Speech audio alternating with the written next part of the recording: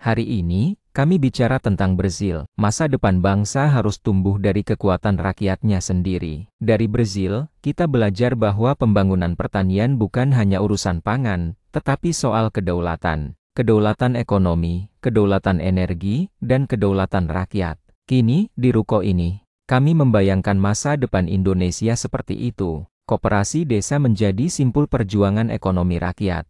Setiap gerai koperasi adalah ruang penghidupan.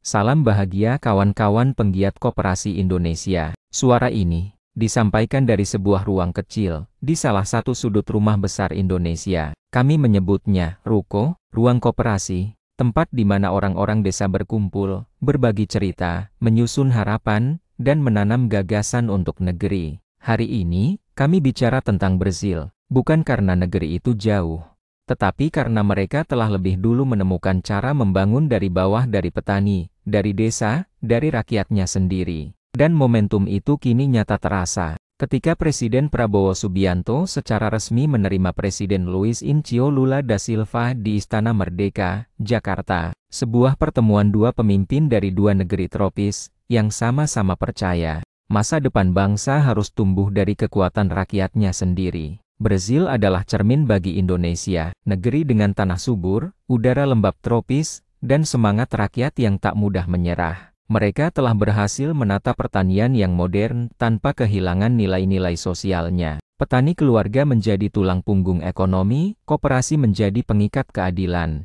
dan bioenergi dari tebu menjadi sumber daya bangsa. Dari Brazil, kita belajar bahwa pembangunan pertanian bukan hanya urusan pangan, tetapi soal kedaulatan. Kedaulatan ekonomi, kedaulatan energi, dan kedaulatan rakyat. Program makan sekolah di Brazil menjadi bukti nyata bagaimana kebijakan sederhana mampu menumbuhkan kesejahteraan luas. Pemerintah membeli bahan pangan dari petani kecil. Anak-anak makan bergizi, desa bergerak, dan ekonomi rakyat hidup. Itu bukan sekadar program, itu ekosistem gotong royong yang nyata. Kini, di ruko ini, kami membayangkan masa depan Indonesia seperti itu. Koperasi desa menjadi simpul perjuangan ekonomi rakyat. Setiap gerai koperasi adalah ruang penghidupan, dari sawah, dari kebun, dari tangan-tangan yang tak kenal lelah.